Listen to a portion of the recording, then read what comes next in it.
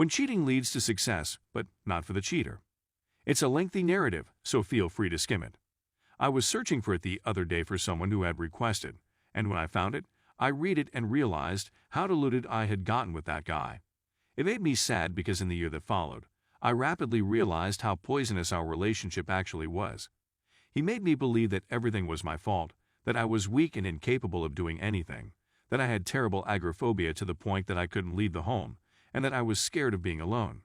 He used this and tormented me on many occasions. He did terrible things to me on a regular basis and gaslighted me frequently. But now I'm free, I'm headstrong, I'm out there, I've gotten a job, I've gotten a lot fitter, I've started college to retake my GCSEs, I'm taking driving lessons. All these things he said I'd never be able to do. I can now walk anywhere and everywhere and take buses I'm unfamiliar with. Trains, not so now, here I am successful. Without that worthless waste of space, who I hear is still doing the same nonsense. No work because he is gaming all day, neglecting his female friend, scrounging money from his mother per end of hours he never bothers with and so on. I wasn't the issue he painted me as. Unfortunately, it isn't finished yet.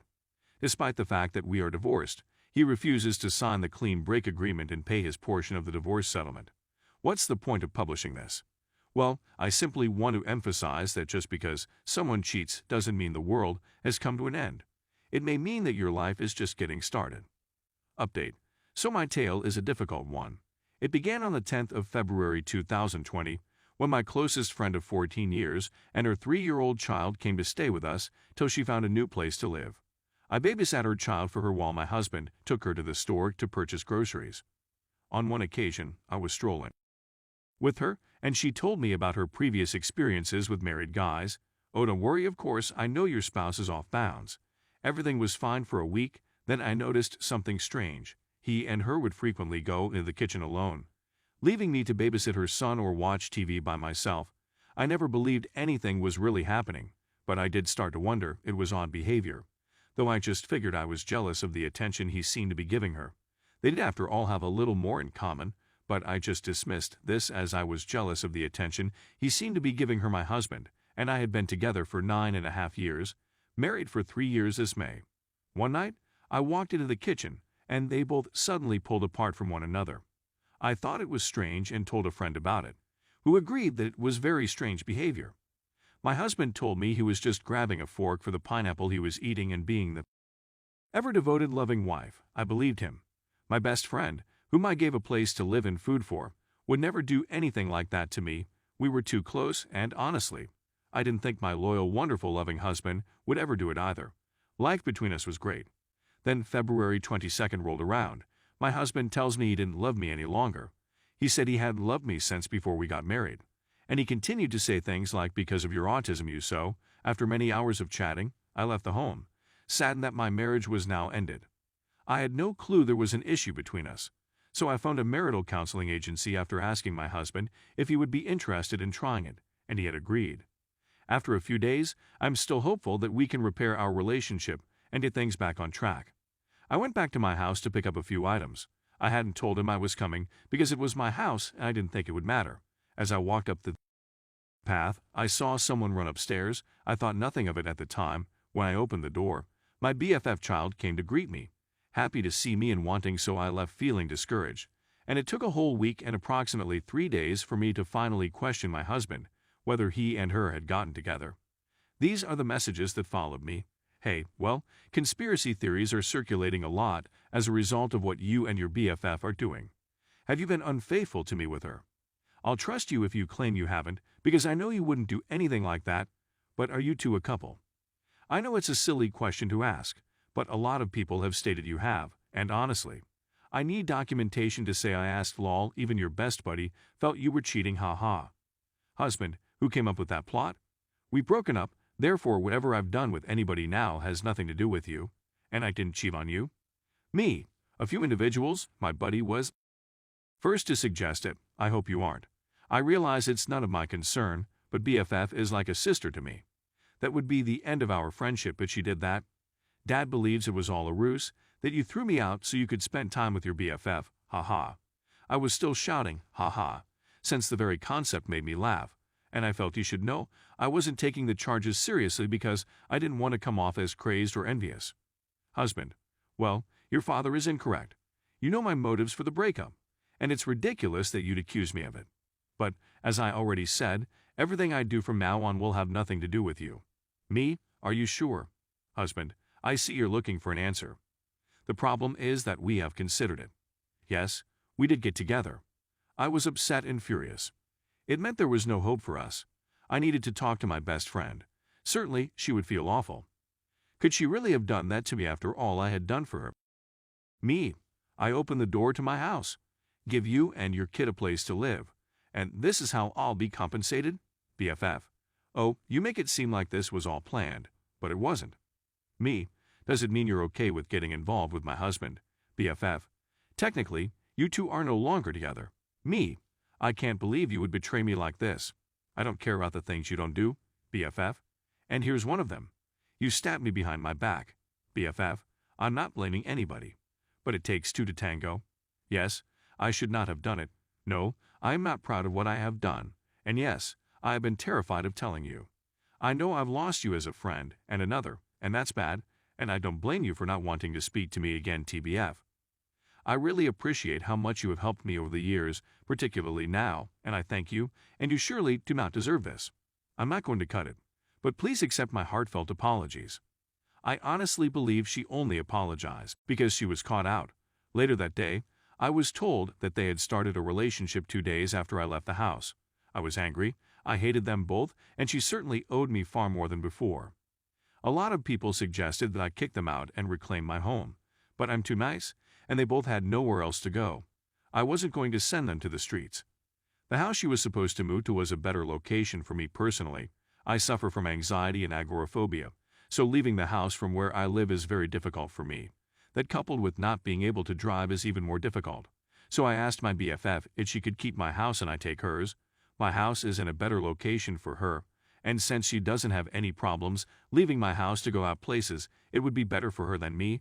It was also me, BFF. Would you mind assisting me? Please, I've always been there when you needed me. Please repay the favor just once. You owe me after all I've done for you. BFF, please. I'm pleading. BFF, please.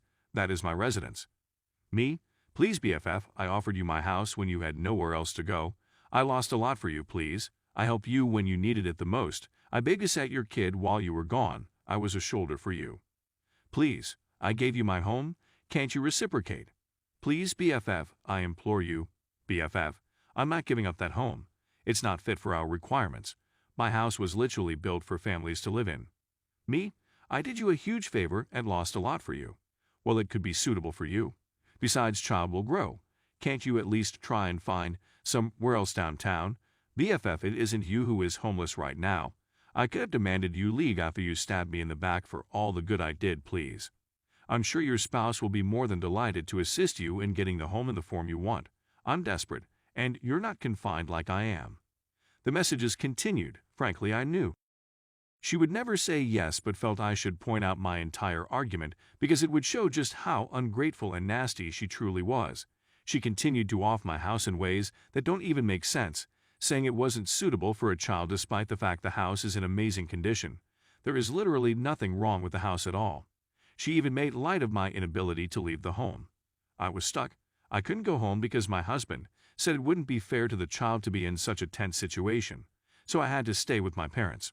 On March 2nd, my husband wanted to meet me for whatever reason, but I was icy to him. I wasn't going to show any mercy, and I definitely didn't plan on taking him back either.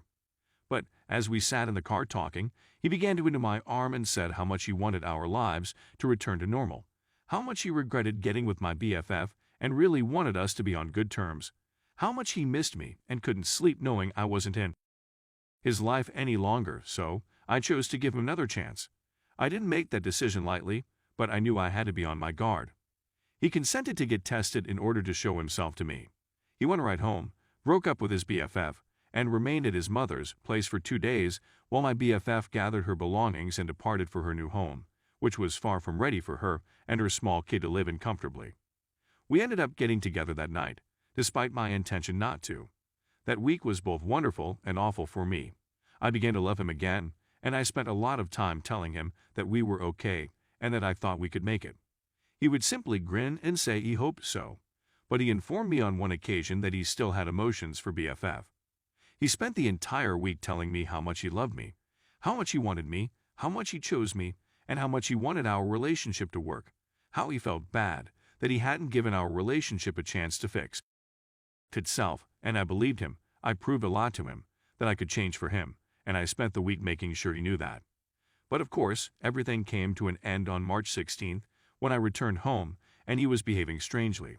I asked him what was wrong, and he told me then, not texts. Husband, I should definitely tell you something, but I don't think you'll like it. Me? A sighs, well, now that you've said it, you may as well tell me what it is. Husband, well, when we broke up, myself and my BFF were seeing each other. She was with me while you were sleeping. I shouldn't have been, but I was startled and furious. I felt he exploited me after I welcomed him back into my life, and I began to weep, despite my best efforts to keep it in check. Something inside of me snapped, and in a flash of wrath, I kicked a box as hard as I could, breaking my toe. I raced upstairs to check on my foot, and my husband followed, then took me back down to put peas on my toes. He then informed me that he and her had been messaging all week about how much they loved each other. More was said, but I can't recall the full discussion, but I do remember him saying, well, you wanted me to stay for 1 week to help settle things, and that's what you got. I realized then that he had no intention of remaining with me and was just using me as a temporary residence until BFF home was complete. I stormed to the kitchen and deleted her number from his phone. I texted her telling her off, calling her a name, and telling her to never talk to either of us again. Then I came back to him angry. I was hurt, and I honestly just wanted to hit him. But I'm not a violent person, so I sat down quietly while he went upstairs and started packing his things, telling me he was going to move in with her. The rage built inside me, isn't this a great image?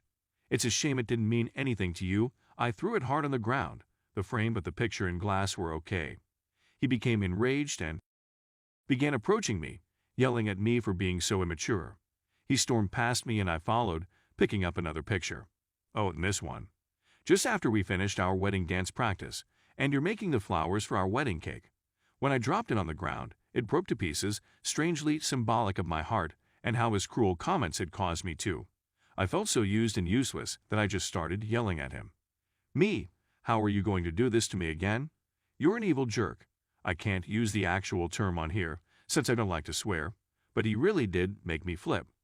After I cooled down, I talked to his mother, who backed me and was unhappy that he was doing this because she raised him better than that. So now it's the 18th, and I received a message from him saying I was one step away from being an abusive wife, despite the fact that I never once laid a finger on him or even attempted to, which is laughable because he has hit me in the past and I've never been violent like that in my life. Due to my ADHD, I have had anger problems in the past, but it never led to violence. I was always kind and attended to his needs and was there for him when before all of this occurred. Life with him was wonderful. We seldom fought. We were constantly playing games together and on the same page. We were the sort of couple who could complete each other's sentences. We were planning for children, and my family adored him as if he were one of their own.